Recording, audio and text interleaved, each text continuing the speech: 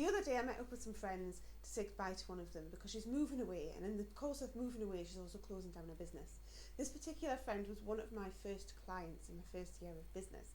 So her brand is 9 years old, her business is 9 years old, but she's just closed it down. So when I met her, she said, I've just thrown away my brand guidelines. She said, you'd be really shocked at them because of the mess they were at, because they're so well thumbed over the 9 years that I've been using them.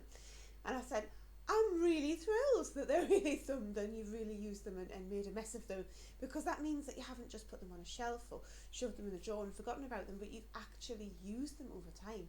And she said, well, yeah, I mean, there's things that have been changed, the things that weren't quite the same as they used to be that I've amended.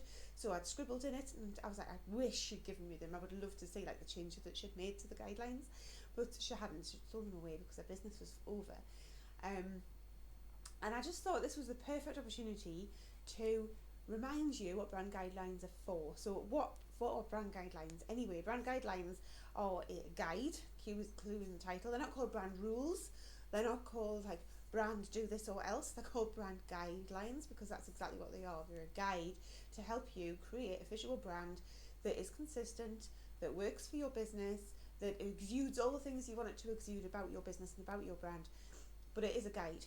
So it's so useful because you can put things in there like your colour codes, you can put things in there like your fonts, you can include all of the other bits and pieces like patterns and icons and illustrations, all of that kind of stuff will go in your brand guide. And you might say this is what you use on this occasion and this is what you use here. You might like have a hierarchy of this is like the first kind of logo that you're going to use, but there are submarks that you can use, and this is the order that you would go in to use them in order to choose the one that you're meant to use for whichever purpose. You can go into as much detail as you like in a brand guide. You can decide like how you want to lay things out. So you could say I'm only ever going to use my logo in the bottom right hand corner. All my illustrations have to come in from the left. My headings all have to be in blue, and body copy always to be in bright pink. You know, you can be as specific as you like in the brand guide. And it's wonderful because then that means that you don't have to think when you're creating something, because it's all just there for you to go, this is what I do here, this is what I do there, and I'll just refer to my guide and see what I'm supposed to do in this situation, and it's there, everything is there.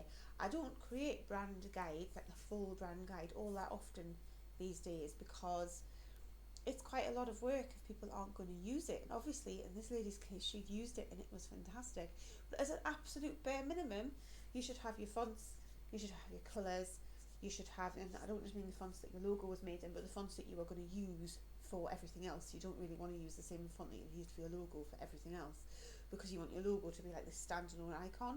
So font for your body copy, font for your heading, font for your accents. You should have all of the icons and everything on there that you can use, but it depends how much detail you need it to go into. So if you're only working as like just you, and you can do all of this and you are happy with how it's all going to work, great. You just need a really simple style guide. But if there's more than one of you and there's like various people going to come and put stuff together, then you need something that's got a little bit more to it, so that you don't have to like refer, what did they do and how do I do that, and should I have this here, and last time she did it on the right and she did it on the left, and what do I do? It's all, the more detail that you have in, the more people that you have in your business, the more detail you have in, the better, really. So it's just this amazing document that tells you all of this stuff. And you can create this yourself. You can decide on your own rules. You can decide, or guides even.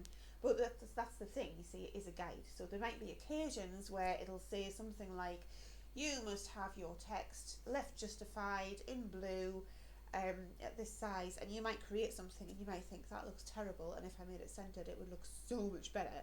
Then you would break those rules that you've set yourself. So it would be that you've changed what you're going to do for that one occasion, but you wouldn't make that a regular thing unless you did want to make it a regular thing, in which case you'd write it down in your guide, and going forward you would always make everything centered. So it is a working document. You are allowed to change it, you are allowed to ignore it a little bit sometimes, but it's the thing that you always go back to make sure it stays consistent as possible, because that's the thing that's going to help your business get recognised, remembered, referred. It's the thing that's going to help people go, oh, I need such and such, but I know exactly who I need because I've seen them popping up on my social media feed, or oh, I've seen that poster in this place I've been, I know exactly who I need to go and work with. So having as much consistency as possible is fantastic. So to have a style guide and use it as a working document and update it and tweak it and add little notes in here and there, like, oh, when I design this, I'm not going to put this text less justified for this particular purpose. It's always going to be centered because that works better.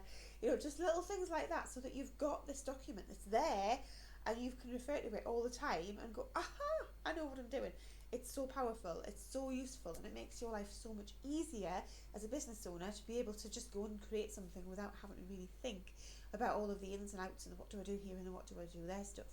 And then if you team that brand style guide up with creating templates, you've got a really winning combination, and you can't really go wrong with creating an awesome brand. So that's what I want to talk to you about today. Make sure you've got a brand style guide set up, which just means that you make some key decisions about how you want your business to look, and then you stick to those decisions as much as possible with a little bit of wiggle room, because we all need a little bit of wiggle room. So if you enjoyed this video, please subscribe, share it with someone who you think will find it helpful, and I'll see you next time.